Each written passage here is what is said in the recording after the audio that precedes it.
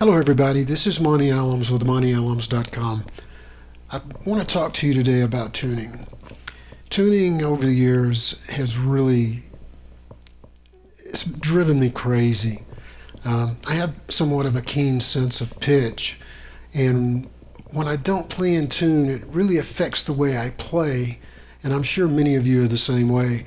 If the instrument isn't in tune with itself, then you're not going to be in tune with the band.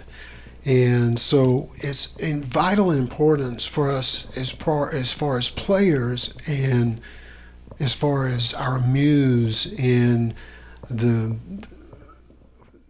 we play in tune. And that's not an easy thing to accomplish, because when we're talking about the guitar and we're talking about equal temperament and the Western tuning scale, it's a very imperfect system to begin with. And the physicality of the guitar, it's just not a perfect instrument. Unlike a keyboard player where they're always in tune, the guitar takes a little bit more effort and a little bit different technique than any other instrument in order to get it to play in tune. So I want to talk to you about that today. I have some products on my website that I'll be talking about today. I invented a tuning system called the eNut, and I want to talk to you about the implementation of those tools, along with how to use them and how to help you play more in tune. So let's talk about the guitar itself. The placement of the frets on the guitar derives from a very precise formula that people in the luthiers use to arrive at the placement of the frets. But what they didn't allow for in the formula was the tension that happens when the string crosses over the nut here. What happens is the pressure that it takes to make, say, a B note on the E string here, and the pressure it takes to make an F is different. You'll notice that it's much harder to make a chord or place a note here in the lower registers of the guitar than it is to, say, play up the neck. And because of that, that tension makes the string go sharp by a few cents. Now, when we're talking about cents, we're talking about 1/100th of a semitone. And if you took one note, so from E to F, and you sliced it into 100 different parts, that would be a semitone. Now, what I do with my special tuning system is I'll tune some of the notes, well, almost all of the notes, a few cents flat, in order to make them play more in tune when you play them together. So what I want to do is I want to go over my special tuning system with you to begin with. So you'll see on my screen here I have a tuning device that will allow you to tune in cents. And we're going to start with the E string, and we're going to go all the way down, and I'm going to tell you how I tune my guitars when I tune. On the E, I will tune that a -9 cents.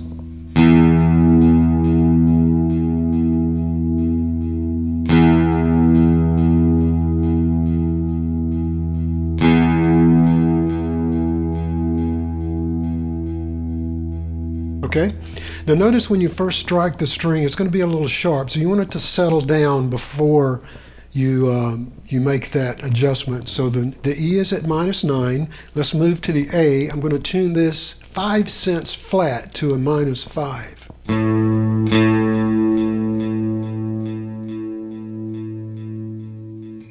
On the D, I'm going to tune to a -3 cents.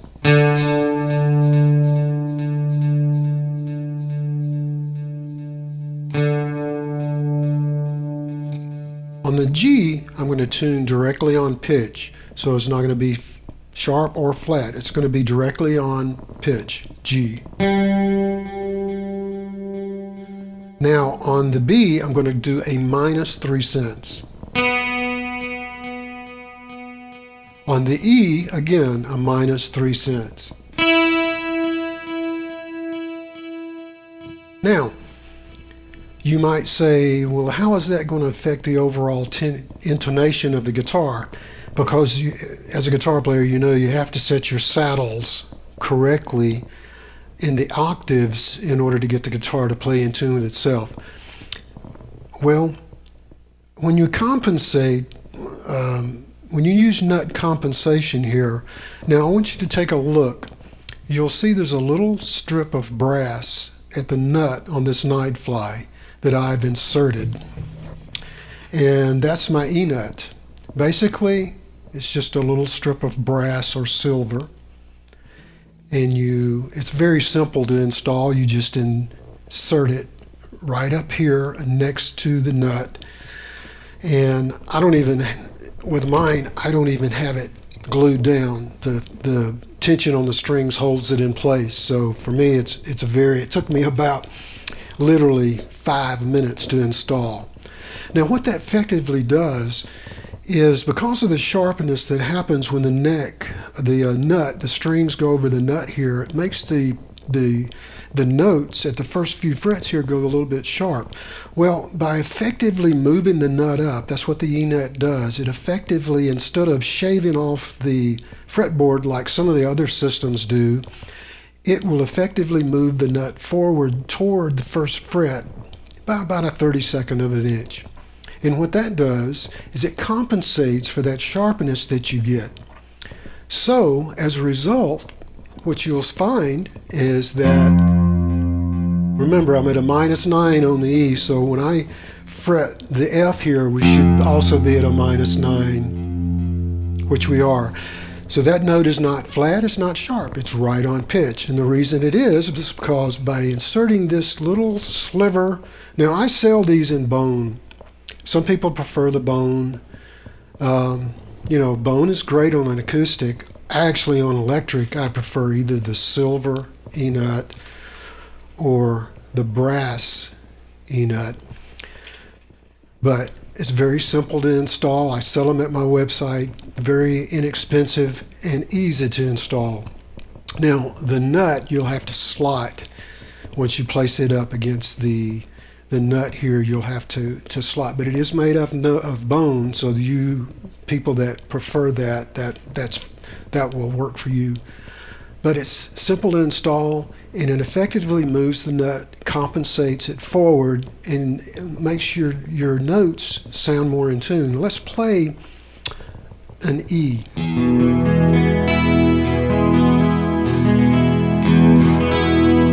Sounds good. It's very pleasant. There's no dissonance there. Let's play a D.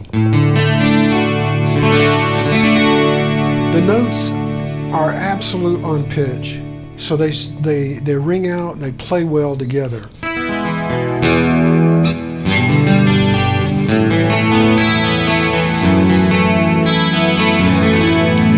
I just love what it does to your chords. It makes everything seem just so sweet, and it just makes all the notes ring together.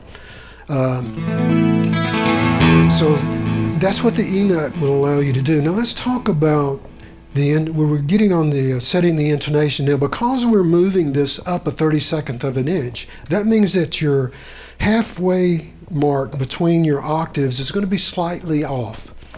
So the way we get around that with intonating is, instead of hitting the open string and hitting the 12th fret, I will move up to the 2nd fret to the 14th fret. That takes the nut completely out of the equation. So what we'll do is we'll tune the F sharp, as you'll see, is a minus 9. We go up here, again, minus 9. And do that on all of the strings, and that takes the nut completely out. And that makes the guitar completely in tune all the way up and down. Now, some of the other tuning systems will adjust the intonation at the saddles. I don't do that. I've tried it. I don't think it's necessary. So I think what you'll find once you do these things is you're going to find that your guitar is going to play all the way up and down the neck. It's going to play much more in tune. I'm going to play a little bit here. I want you to notice the subtleties of how the notes ring together.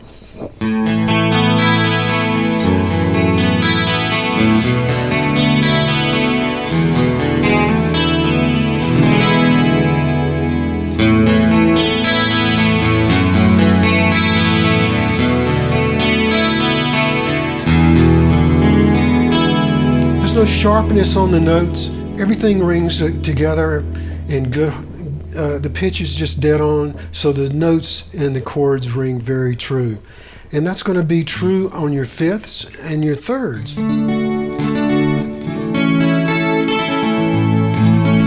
Sounds good? Also sounds good. Now, it becomes even more apparent when I'm going to add some distortion here, and I want you to notice how there's not a lot of dissonance going on. Everything seems to ring in tune.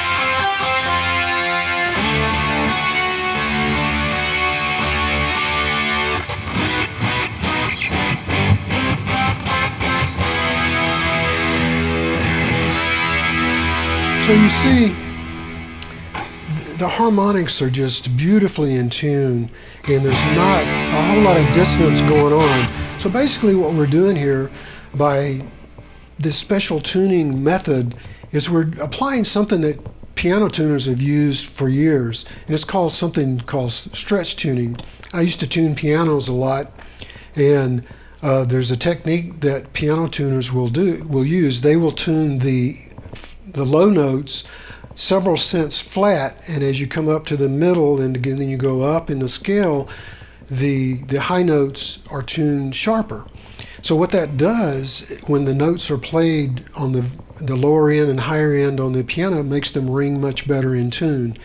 And so that's what I've done here with the guitars. We're tuning some of the lower strings a little flatter than the higher strings, but notice what I'm doing on the G. I'm making the G right on pitch, but yet we're altering the B and the E because that's mostly where the dissonance is going to happen on the fifths and thirds when you're playing bar chords.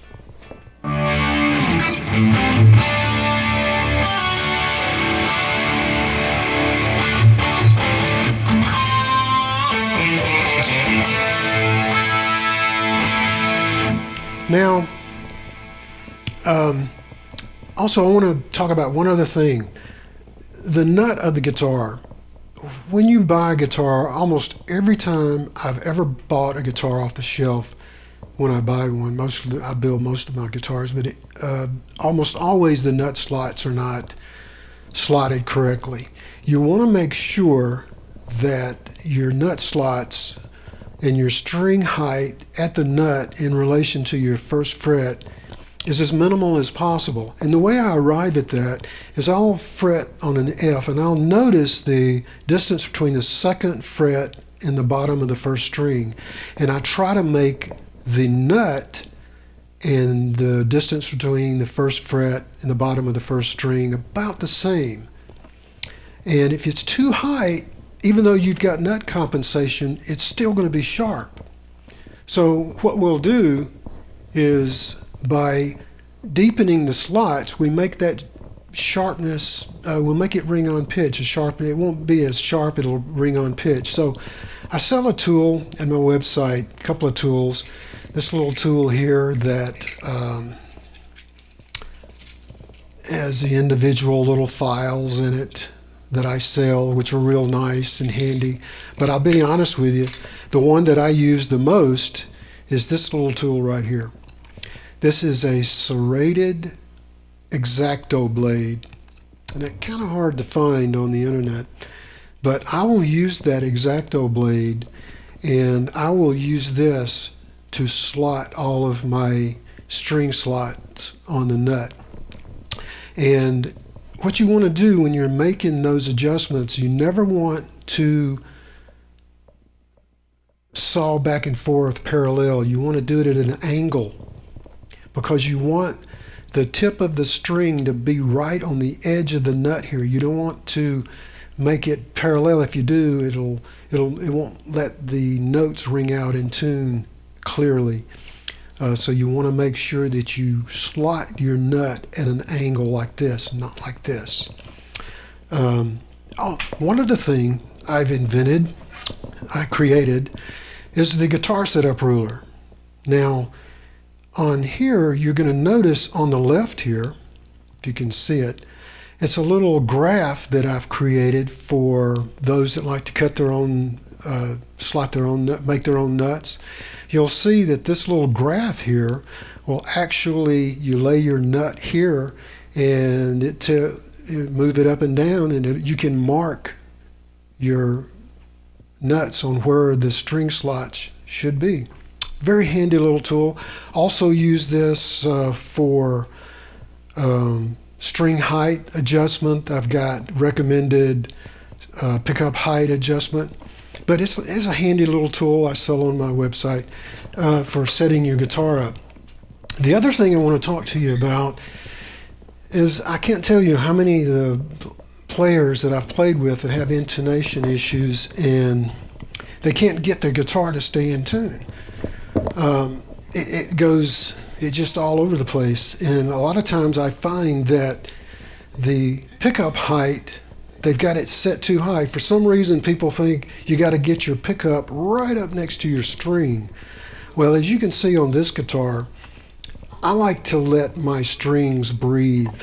I've got probably 1/4 of an inch on the single coils here in the humbucker. And what happens here, if you raise your pickup too high and too close to the nut, the magnets will pull on the string, and it won't let you set your intonation. Your tuner will just go all over the place. And so what you want to do is you want to lower that. And that I like my pickups lower. To me, it's a better tone. It's more clarity, and it lets the strings breathe.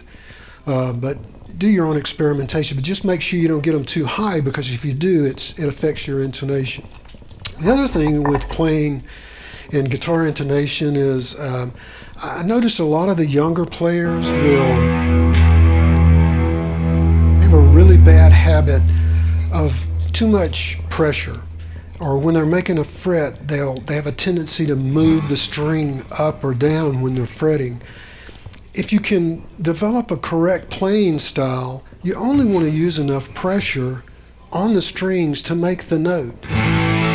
Because if you press too hard or too light, of course, you're not going to the note's not going to ring true. But if you apply too much pressure, you're going to make the string go sharp, and that's not good. So what you want to do is develop a really good playing technique, so where you only apply enough pressure with your fingers that you're making the note. And so when you do that, you want to come directly down on top of the string. You don't want to drag or push the string. So as a result, everything's going to sound in tune. And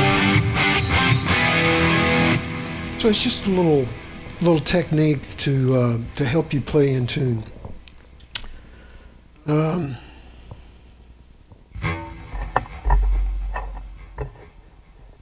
Just remember, a few cents here and there can really affect how you're playing in tune. And just become self-aware of your playing style.